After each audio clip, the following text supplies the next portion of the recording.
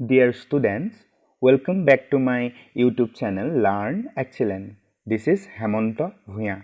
If you have come for the first time to my channel, please do subscribe my channel, do like, comment and share to your friends. Now we are going to explain the poem The Road Not Taken, written by Robert Frost. Robert Lee Frost was an 19th century American poet. The Road Not Taken was one of the greatest poems of Robert Frost. Here is a background behind the writing of the poem. He wrote this poem as a joke for his friend named Edward Thomas. When they went walking together, Thomas was chronically indecisive about which road they ought to take. অৰ্থাৎ Robert ফ্ৰষ্টৰ এই পয়েমটো লিখাৰ অন্তৰালত এটি background আছে। তেওঁ এই পয়েমটো তেওঁৰ এগৰাকী বন্ধু এডৱাৰ্ড থমাছক কৰা এটা জোক অৰ্থাৎ এটা জোকৰ আধাৰত লিখা হৈছে। যেতিয়া এডৱাৰ্ড থমাছ আৰু ৰবাৰ্ট ফ্ৰষ্ট একেলগে একেটা পথেৰে গৈ আছিল, তেতিয়া এডৱাৰ্ড থমাছে দীৰ্ঘ সময় ধৰি কোনটো পথেৰে যাব তাক সিদ্ধান্ত কৰিবলৈ অসমৰ্থ হৈছিল। ইয়াৰ আধাৰতে ৰবাৰ্ট ফ্ৰষ্টে এই পয়েমটো লিখিছিল। এতিয়া আহাচোন পয়েমটো ক্ৰিটিক্যালি এনালাইজ কৰোঁ। Two roads diverged in a yellowed. Toward the line, the speaker Robert Frost reflects that there is a diversion in the road. অৰ্থাৎ এই লাইনটোৰ জৰিয়তে দুটা বিকল্প পথৰ কথা উল্লেখ কৰিছে। Here he uses roads as comparison to our choices. আমাৰ জীৱনৰ বিভিন্ন চইচ অৰ্থাৎ বাছনিবোৰক ৰোডৰ লগত তুলনা কৰিছে। In the line, by the phrase a yellowed, the poet refers to the autumn season.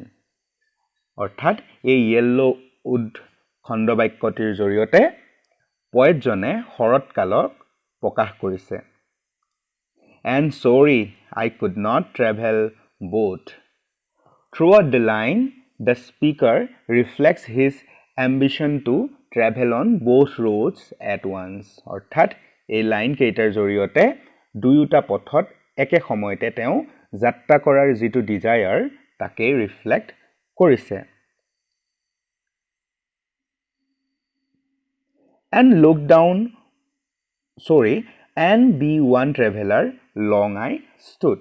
And he also mentions that this is impossible to walk down two roads at once. He has no choice but has to choose one of them. অৰ্থাৎ তেওঁ এইটো প্ৰকাশ কৰিছে যে এজন যাত্ৰীয়ে একে সময়তে দুটা ৰাস্তা ভ্ৰমণ কৰাটো অসম্ভৱ। পথকেইটাৰ চইজৰ ওপৰত তেওঁ কোনো ধৰণৰ আইডিয়া নাই, তথাপিও এটা নিৰ্দিষ্ট পথ চুজ কৰিবই লাগিব। He feels sorry that he can't travel down both the roads. And look down one as far as I could to where it bent in the undergrowth.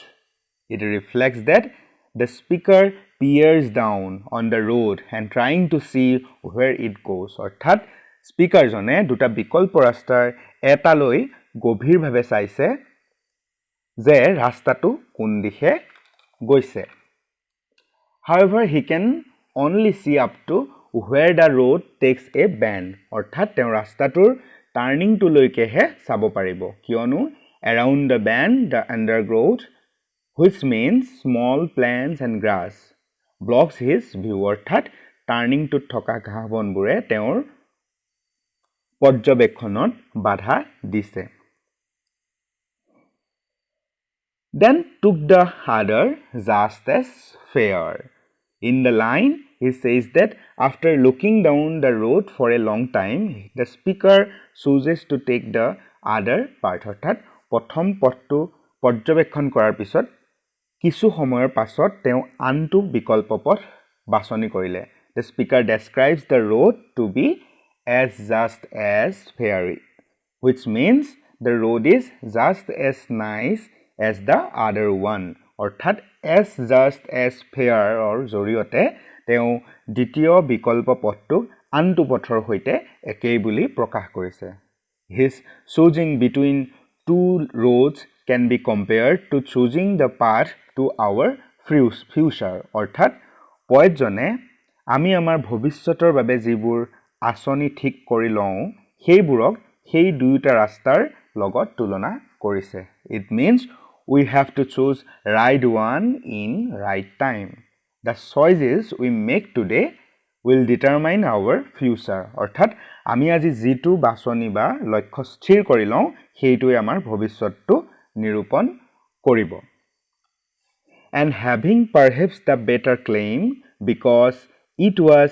grassy and wanted to wear though as for that the passing there had warned them really about the same he also adds that he felt the path was better for him so he chooses it as it had grass on it which means that it was unused অৰ্থাৎ তেওঁ এইটো প্ৰকাশ কৰিছে যে এই ৰাস্তাটো এইভাবেই choose কৰিলে যে এই পথটোৰ ঘাঁহবন গছৰ পাত আদি পৰি আছিল অৰ্থাৎ unused আছিল after he walked on the path from some distance he realized that both the paths had been worn out the same way অলপ সময় সেই পথেৰে আগুৱাই গৈ তেওঁ উপলব্ধি কৰিলে যে দুইটা ৰাস্তাই worn out অৰ্থাৎ ড্যামেজ হৈছিল which means these are no longer usable he wants to convey the message that